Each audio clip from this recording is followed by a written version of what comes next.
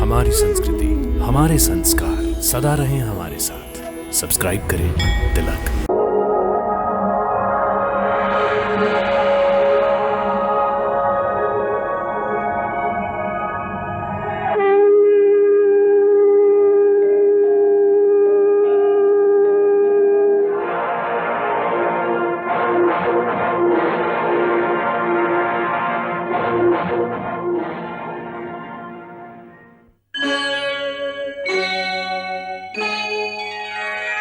कृष्णा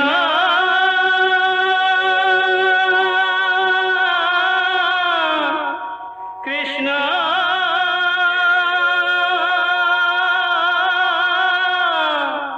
हरे कृष्णा हरे हरे।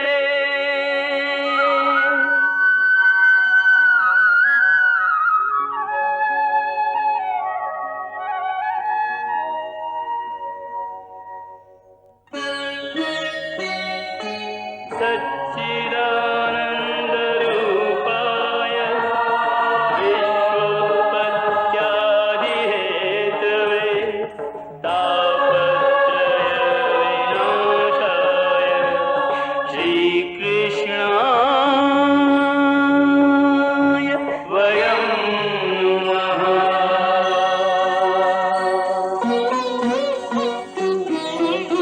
श्रीकृष्ण गोविंद हरे मुरारे, हे नाथ नारायण वासुदेव। हरे कृष्ण राधे कृष्ण कृष्ण कृष्ण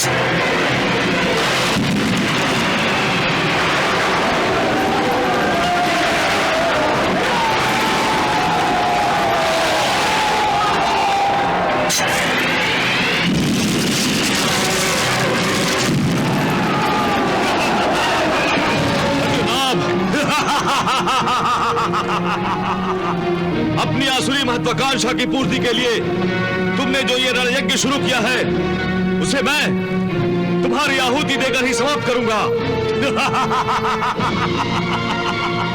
पहले अपने आप को बचा ले पागल ग्वाले। देखते हैं तुम्हारी बातों में कितना दम है। आओ आओ मुझसे युद्ध करो। तुम और तुम्हारे भाई कृष्ण दोनों ने कभी युद्ध जीता ही नहीं। सदा सर्वदा तुम दोनों रणभूमि से जान बचाकर भागे हो। रण छोड़ भगोड़े कहीं के।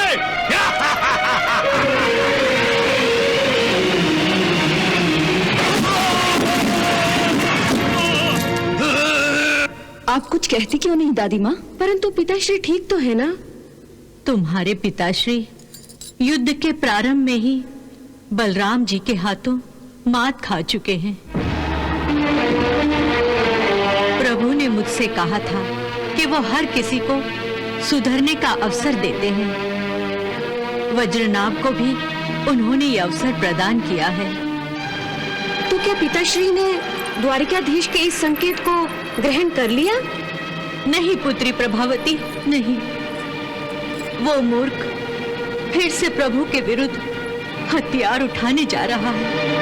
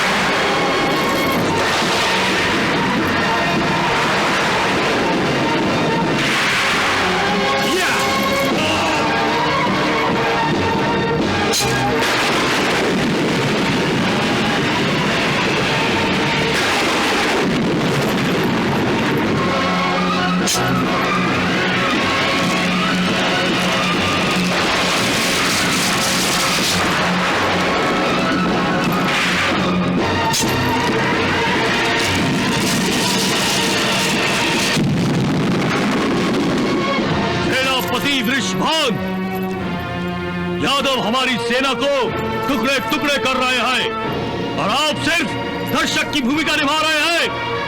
जाओ और यादवों की सेना पे टूट पड़ो। यादवों की लाशों से युद्ध भूमि को ढक दो। जाओ। जो आज्ञा।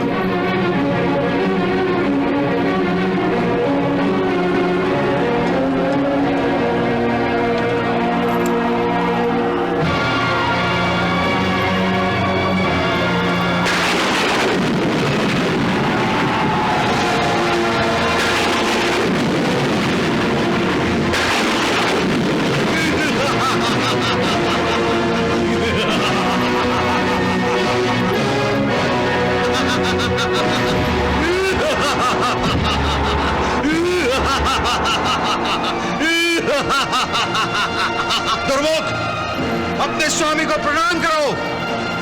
प्रणाम असुरेश्वर। कहिए सुरेश्वर, इस दुर्मुख के लिए क्या आज्ञा है?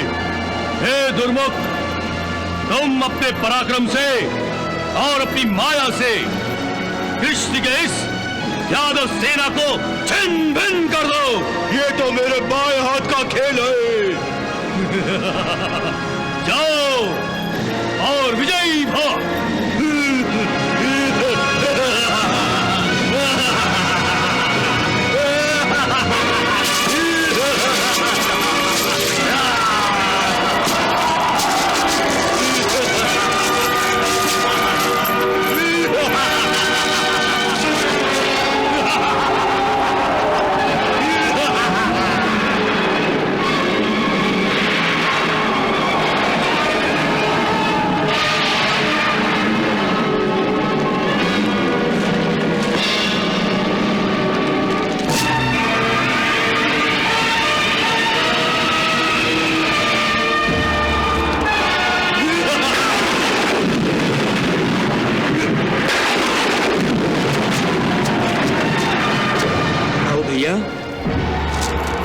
ये दुर्मुख मायावी है और हमारा प्रद्युम्न भी मायावी है। प्रद्युम्न को ही इस दुर्मुख से युद्ध करने की आज्ञा दीजिए। हाँ, यही उचित है। प्रद्युम्न, आज्ञा काकाश्री। तुम्हें पालने वाली देवी माता भानामती ने जो तुम्हें विद्या दी थी, आज उसकी फिर से परीक्षा है। विश्वास कीजिए काकाश्री, मैं इस परीक्षा में सफल रहूंगा। तो जाओ, वज्रनाभ के मायावी राक्षस दुर्मुख का सामना करो, उसकी माया का नाश करके शत्रु के दांत खट्टे कर दो। जो आज्ञा काकाश्री। प्रणाम पिताश्री।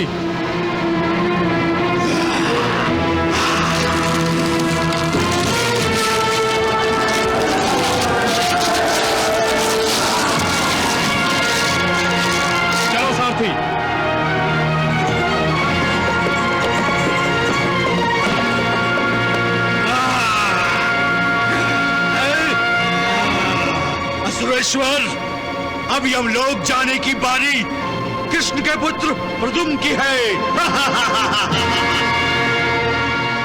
हे दुर्मुख, आज जी भर के हंस ले, क्योंकि आज के बाद ना तो तुम हंसोगे और ना रोओगे।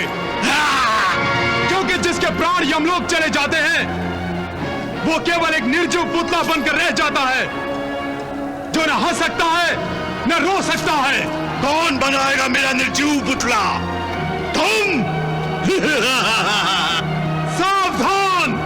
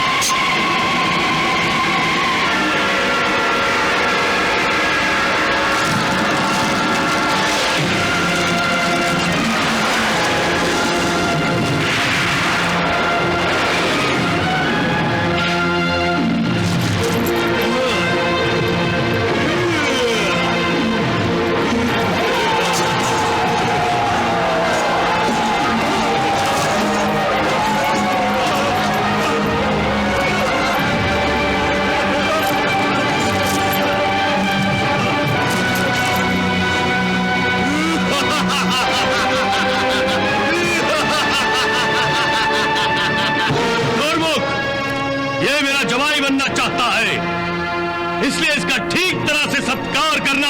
आप चिंता न कीजिए असुरेश्वर, मैं आपके होने वाले जमाई का शानदार सत्कार करता हूं।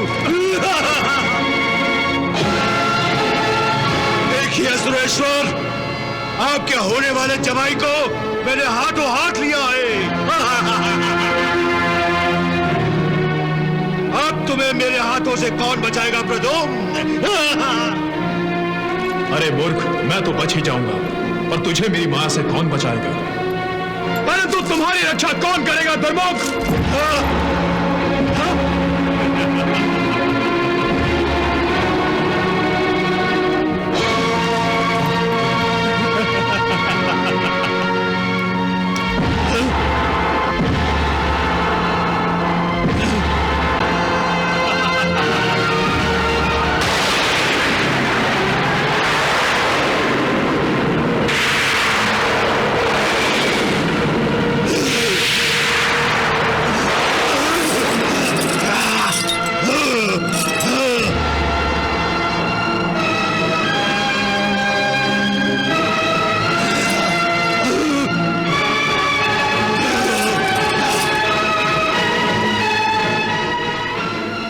यदि मैंने माताश्री और पिताश्री की सेवा और भक्ति की है, यदि मैंने अपनी गुरु माता भानामती के प्रत्येक आदेश का पालन किया है, तो मेरे इस बाण से वज्रनाभ और दुर्मुख की माया नष्ट हो जाए और दुर्मुख का अंत हो जाए।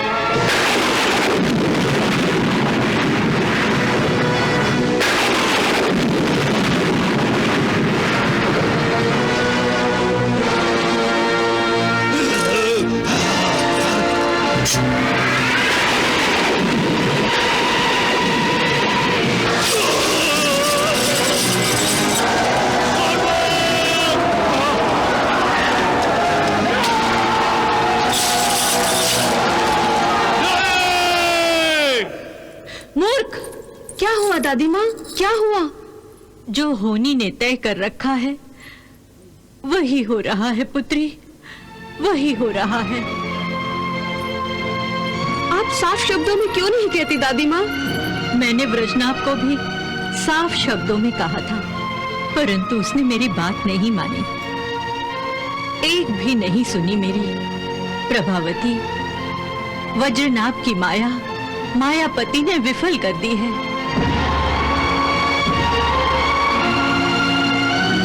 प्रभु ने यह संकेत दिया है तुम्हारे पिता को यदि वज्रनाभ को प्रभु की प्रभुता का साक्षात्कार हो गया तो वज्रनाभ का उद्धार हो जाएगा।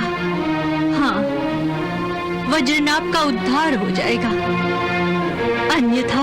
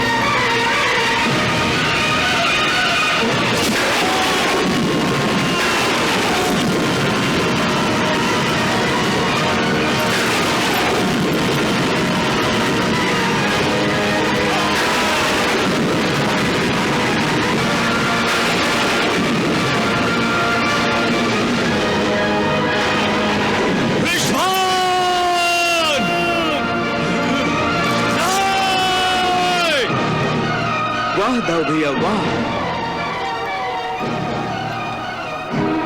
मैं एक बार फिर कह रहा हूं वज्रनाभ, अब भी समय है, ये युद्ध रोक दो। तुम्हारे केवल एक इशारे से इस रणभूमि का विजय भूमि में रूपांतर हो जाएगा। फिर यहाँ रणवाद्य नहीं मंगल वाद्य बजेंगे।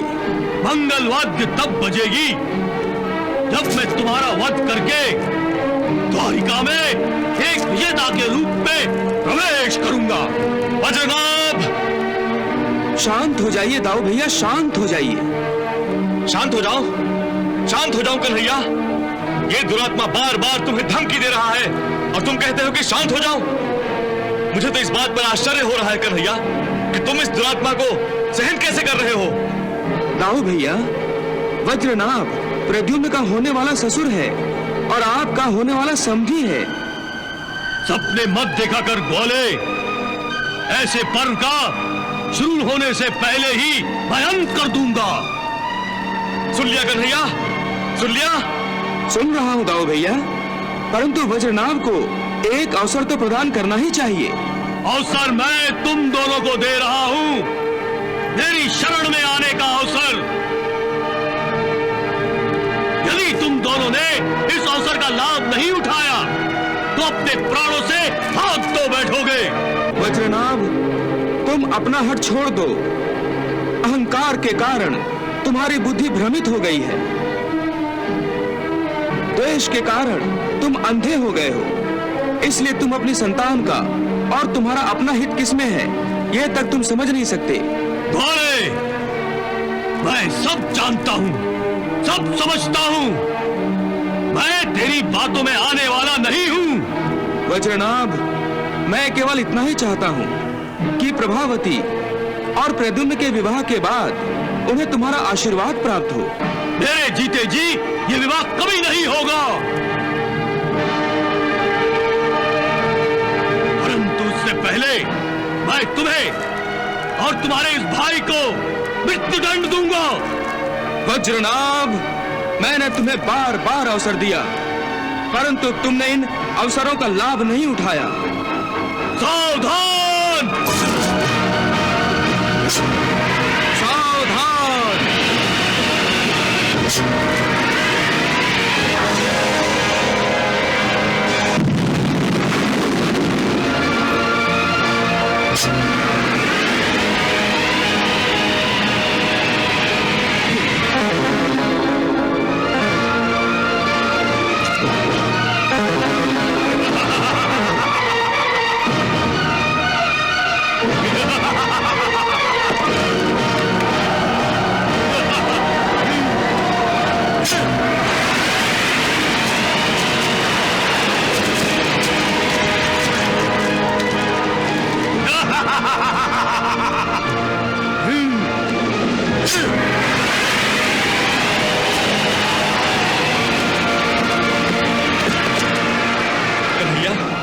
ये सब क्या हो रहा है? दाऊ भैया, ये वज्रनाभ की माया का प्रभाव है। प्रद्युम्न, वज्रनाभ के माया का उत्तर माया से दो। जो आज्ञा काका श्री।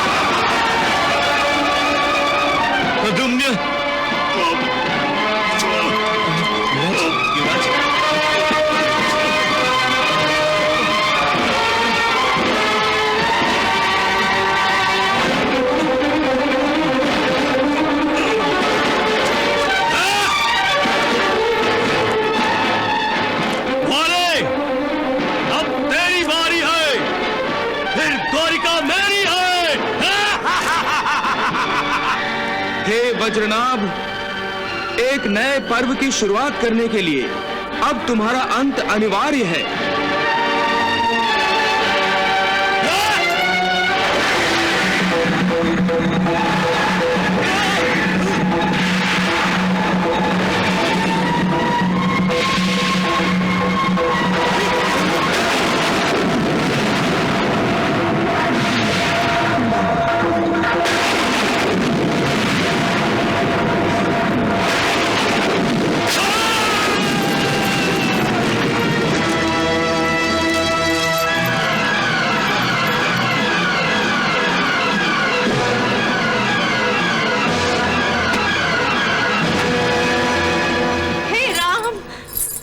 दादी माँ, मेरे स्वामी कुशल तो है ना दादी माँ?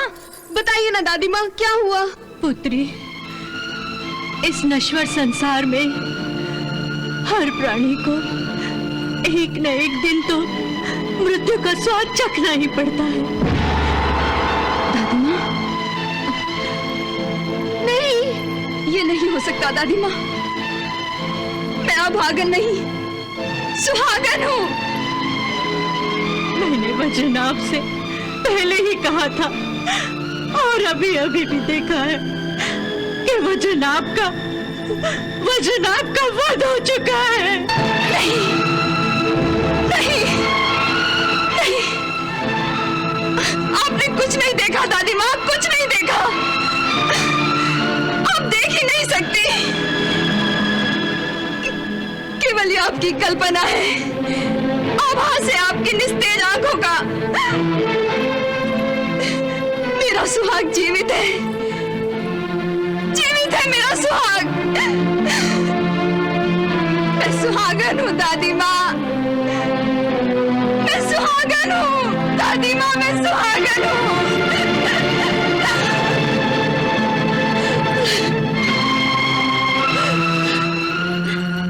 दादी माँ, इस विडंबना को हम कैसे सह पाएंगे दादी माँ, कैसे सह पाएंगे?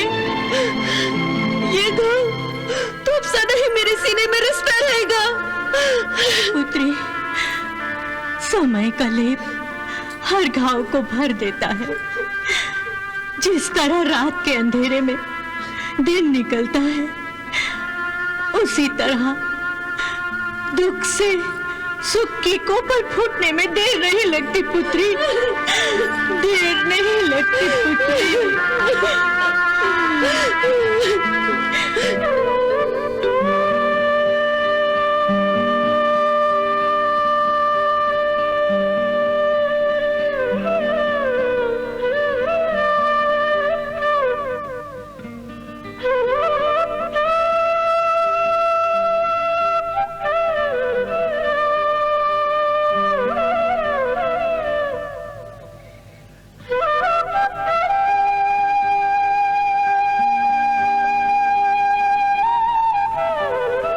प्रणाम प्रभु।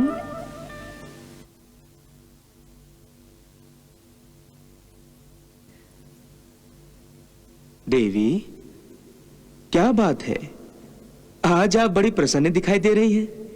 प्रभु, आपकी बांसुरी तो आनंद का स्रोत है, फिर भला मैं कैसे प्रसन्न नहीं होंगी? परंतु प्रभु, आज आपकी बांसुरी में कुछ करुणा के भावों का भी समावेश है। हाँ देवी, वज्रनाभ के वध के बाद उसकी पुत्री प्रभावती और उसकी पत्नी सुमति को जो दुख हुआ होगा, वही विचार आज मेरे मन में था। हाँ, और जब तक ये दुख उन्हें रहेगा, तब तक राजकुमारी प्रभावती और प्रद्युम्न के विवाह की बात तक नहीं हो सकती। राजकुमारी प्रभावती राजी नहीं होगी। प्रभु, मेरे विचार से अब उन दोनों के विवाह में ज्यादा विलंब नहीं करना चाहिए। भगवान, कोई लीला दिखाइए और इस असंभव को संभव कर दिखाइए। आप प्रभावती को अवश्य राजी कर सकते हैं। कुछ ऐसा कीजिए प्रभु कि आपकी वाणी किसी और के मुख से निकले और प्रभावती इस विवाह के लिए राजी हो जाए।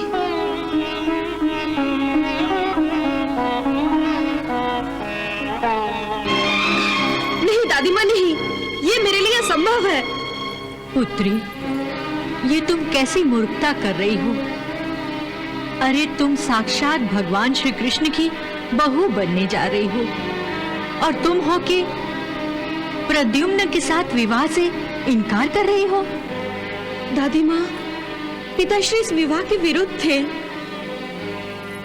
इसलिए यदि अब उनकी मृत्यु के बाद मैं प्रद्युम्न से विवाह करने के लिए राजी हो जाती हूँ, तो पिताश्री की आत्मा तड़प उठेगी और मुझसे कहेगी, प्रभावती, मेरी आंखें बंद होते ही तुमने अपनी मनमानी कर ली, मेरे शत्रु के पुत्र से विवाह कर लिया। अरे पुत्री, विवाह का इतना ही चाव था तो कम से कम मेरी चिता तो ठंडी हो जाने दी होती।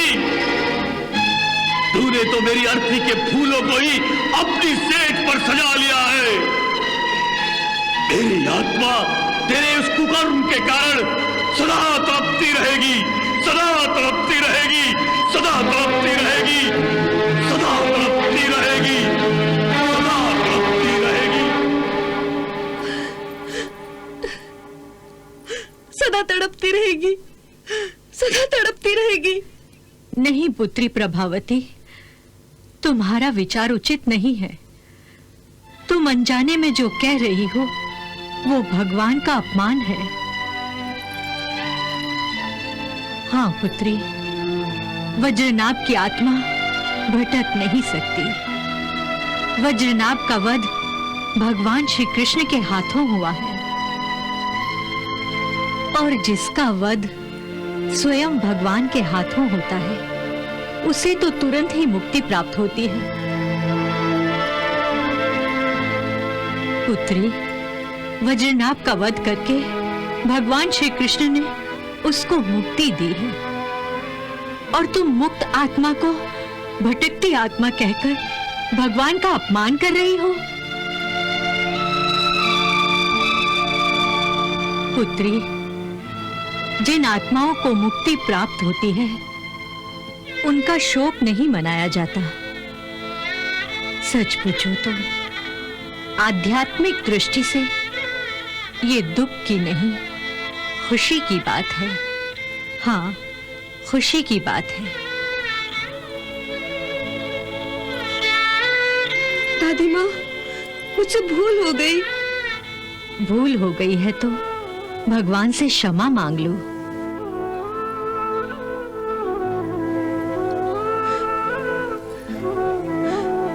मुझे क्षमा कर दो भगवान, मुझे क्षमा कर दो।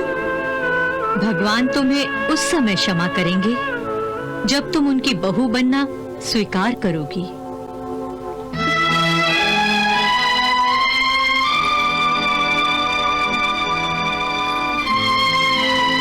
दादी माँ,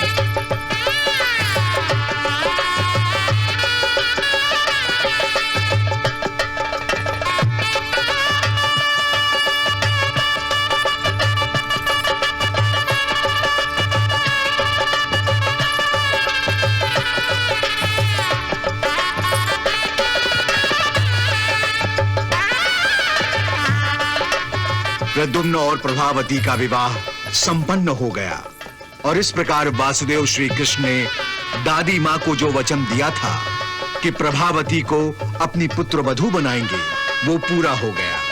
प्रद्युम्न और प्रभावती के विवाह का महोत्सव द्वारिका में धूमधाम से मनाया जा रहा था। संपूर्ण द्वारिका प्रद्युम्न और प्रभावती के विवाह उत्सव में सज धज कर स्वागत में लगी हुई थी।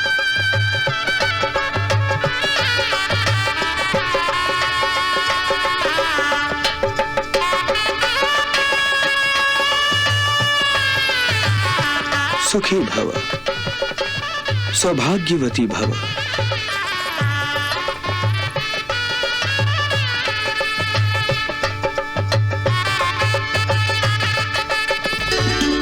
विवाह के बाद श्री कृष्ण के आशीर्वाद से उनकी पुत्र वधू प्रभावती एक पुत्र की मां भी बन गई।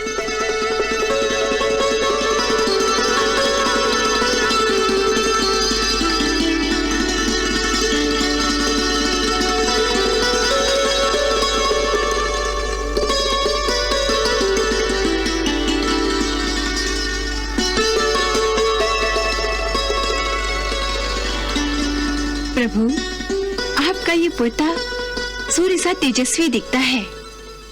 यादवों का ये कुलदीपक सूर्य के तेज की भांति यादवों की कीर्ति दसों दिशाओं में फैलाएगा। प्रभु, ये आपकी तरह ही सर्वव्यापक होगा। इसकी गति, इसका तेज सब आपकी तरह ही होगा। इसे कोई अवरुद्ध नहीं कर सकेगा, रोक नहीं सकेगा। पिताश्री, इसका नामकरण भी आप अभी कर दीजिए। हाँ प्रभु, हमारे इस प्रतापी पोते का नामकरण तो आप ही को करना पड़ेगा।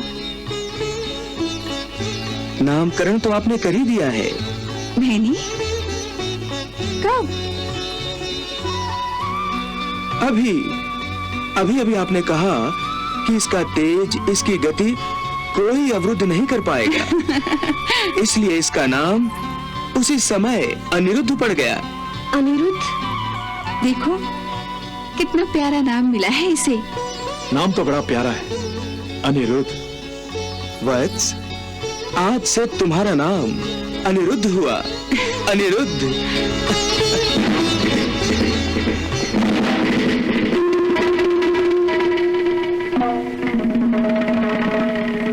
शाबाश, देखा आपने प्रभु, अनिरुद्ध कितनी जल्दी तलवार चलाना सीख गया।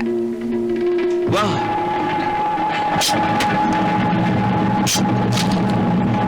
वाह अनिरुद्ध, वाह।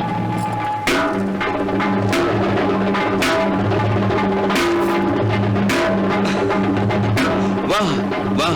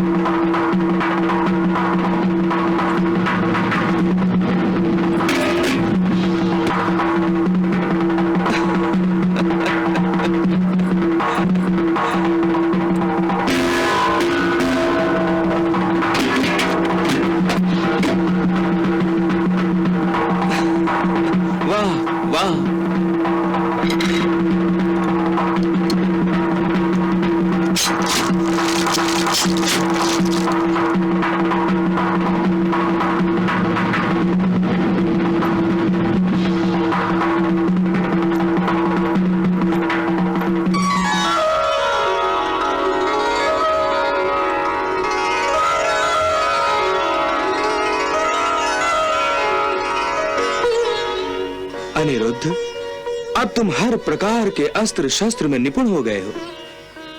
केवल आप दोनों के आशीर्वाद से। कल्याणमस्तु।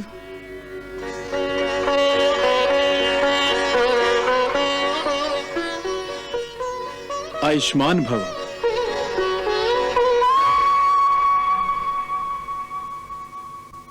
हे नाथ, आप चराचर का दुख हरते हैं, इसलिए लोग आपको हरि कहकर पुकारते हैं। आप ही वैकुंठ धाम में निवास करने वाले नारायण और आप ही क्षीर सागर शाही श्री विष्णु हैं। आप सर्व समर्थ हैं प्रभु। प्रभु, आप ही निर्विकार निराकार परमेश्वर हैं और आप ही साकार सगुण होकर जगत और जगत की लीलाओं में व्यक्त होते हैं। हे अंतर्यामी, आप ही धर्म संस्थापना और दुष्टों का संहार करने के लिए अवतार लेते हैं। अपने इस अवतार में भी हे प्रभु, आपने धर्म और सज्जनों की रक्षा में अनेक दुष्टों का विनाश किया है।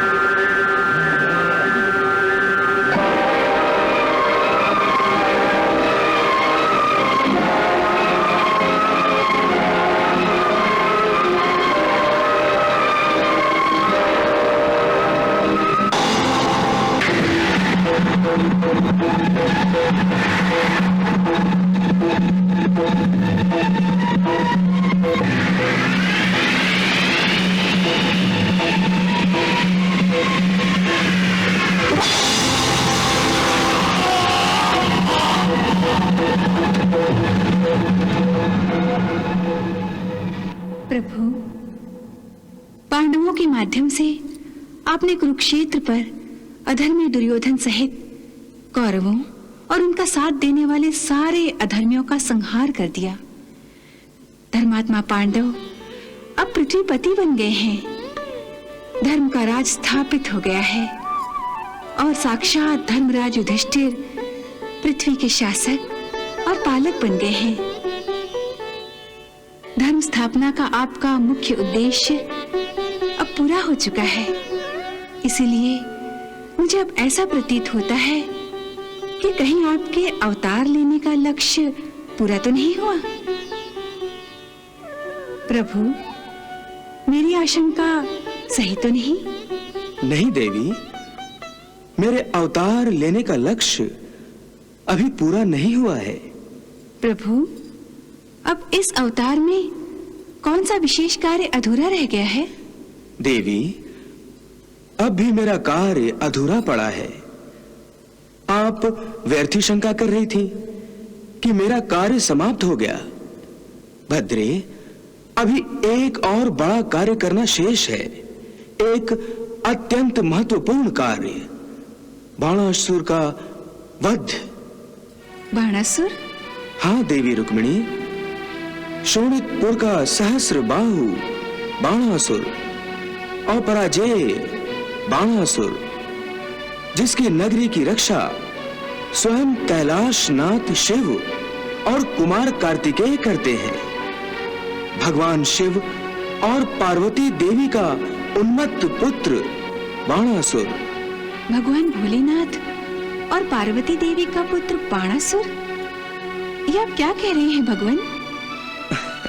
हाँ देवी, दानवराज बलि का पुत्र बाणासुर बड़ा प्रतापी और पराक्रमी है।